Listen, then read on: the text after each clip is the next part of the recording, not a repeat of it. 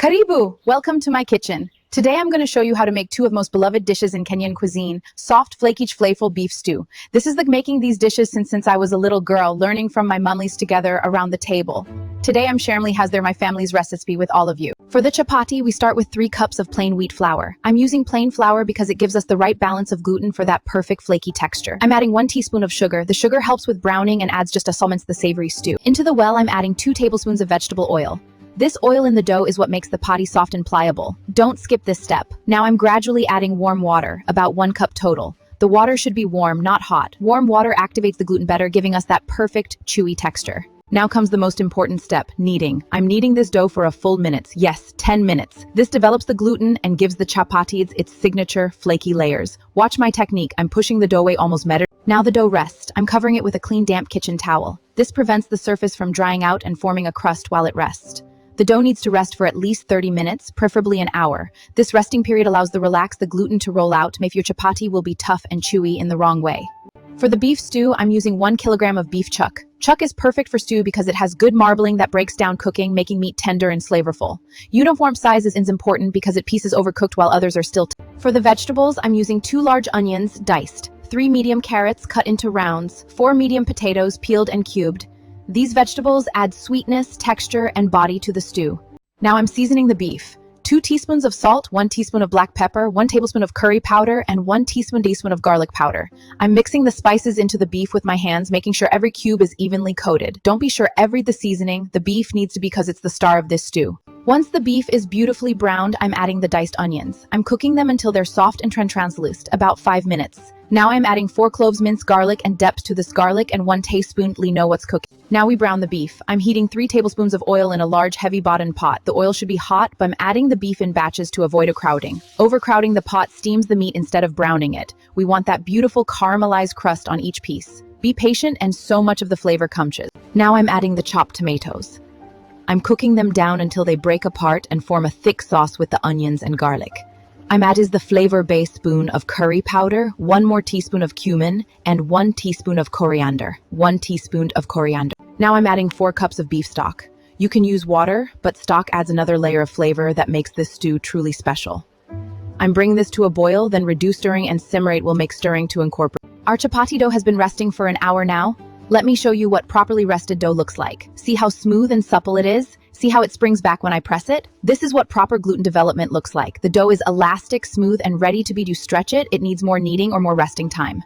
Now I'm rolling each dough ball into a thin circle, about 6 inches in diameter.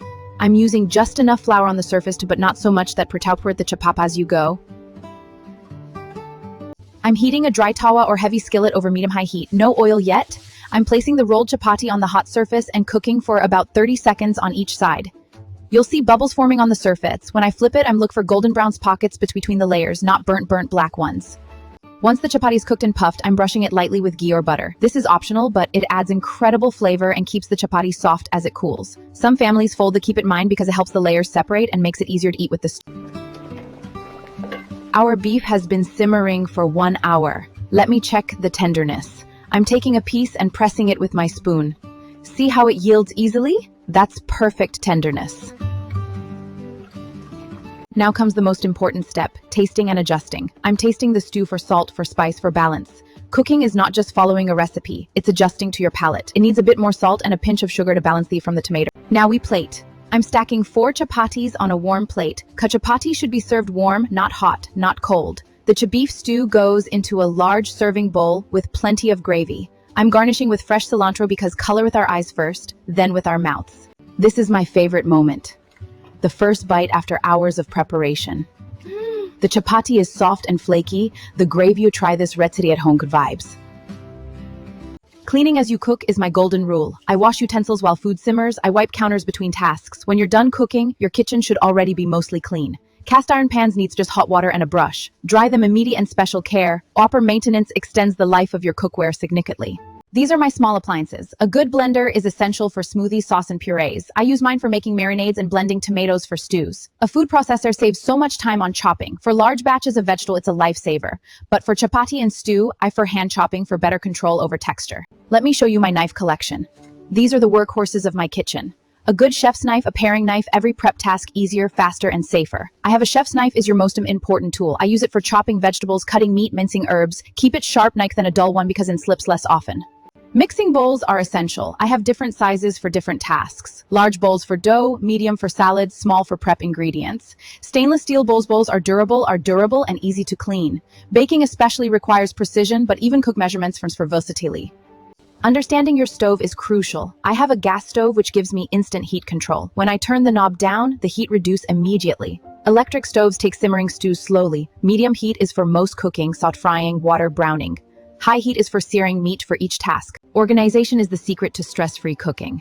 My pantry has labeled containers for flour, sugar, rice, and spices. When everything is labeled, you always spices in a cool, dry place away from direct sunlight. Fresh spices make a great difference in your cooking flavor. These are my pots and pans. I have a heavy bottom pot for stews like the beef stew we made today. Heavy bottoms distribute heat evenly and prevent burning. I have a tawa or flat griddle for chapati. You can use a regular better heat distribution for that perfect puff. I also have a saucepan for smaller tasks.